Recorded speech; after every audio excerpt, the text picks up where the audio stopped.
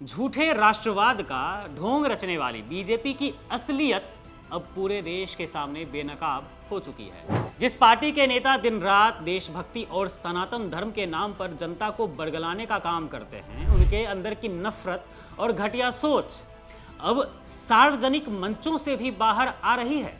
इतिहास गवाह है कि जिनकी विचारधारा अंग्रेजों की मुखबिरी करने और अपने ही देशवासियों को धोखा देने में रही हो, वे आज देशभक्ति के बड़े बड़े दावे तो कर रहे हैं, लेकिन झूठे। क्योंकि सच तो यह है कि इन्हें देश, धर्म और नारी शक्ति से रत्ती भर भी फर्क नहीं पड़ता है। इनका काम सिर्फ धर्म की आड़ लेकर सत्ता हासिल करना और जनता को गुमराह करना रह गया है। बीजेपी के इस फर्जी राष्ट्रवाद का ताजा और शर्मनाक सच मध्य प्रदेश के गुना से सामने आया है, जहां बीजेपी विधायक पन्नालाल शाक्य ने मंच से ऐसा बयान दिया जिसे सुनकर हर देशभक्त का खून खौल उठेगा।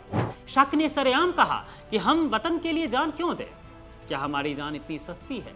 और यही नहीं रुके, वे आगे कहते हैं कि हम जान देंगे नहीं, जान लेंगे। अब जरा सोचिए, जिस देश के जवान सीमा पर हंसते हंसते मातृभूमि के लिए अपने प्राण न्योछावर कर देते हैं, उसी देश में सत्ताधारी दल का विधायक वतन के लिए जान देने को बेवकूफी बता रहा है। जो पार्टी अपने आप को देशभक्तों की पार्टी कहती है, उसके विधायक की यह भाषा दिखाती है कि इनके लिए देश और सैनिकों के बलिदान की क्या कीमत है। सुन लीजिए इनके बयान को। वतन तेरे लिए हम जान भी देंगे। क्या ये जान का दे रहे हैं? जान इतनी सस्ती है क्या? बताओ ना, जान इतनी सस्ती है क्या? वहीं दूसरी तरफ महाराष्ट्र के मुख्यमंत्री देवेंद्र फडणवीस का सच भी किसी से छिपा नहीं है। स्वतंत्रता दिवस जैसे पावन और ऐतिहासिक मौके पर जब पूरे देश का सिर देशभक्ति के तरानों से ऊंचा होना चाहिए था, तब फडणवीस मंच पर देशभक्ति के गीतों को दरकिनार कर फिल्मी गाना गाने में मस्त थे।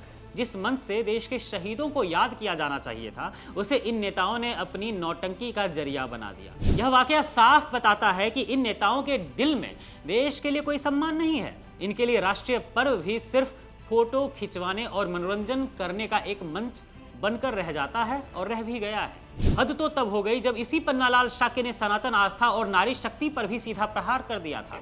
एक सरकारी कार्यक्रम के मंच से इस विधायक ने मर्यादा पुरुषोत्तम भगवान राम की अर्धांगिनी माता सीता को मौत का सामान करार दे दिया। तो तुम पराई स्त्री को ले आए हो, ये तो मौत का सामान है।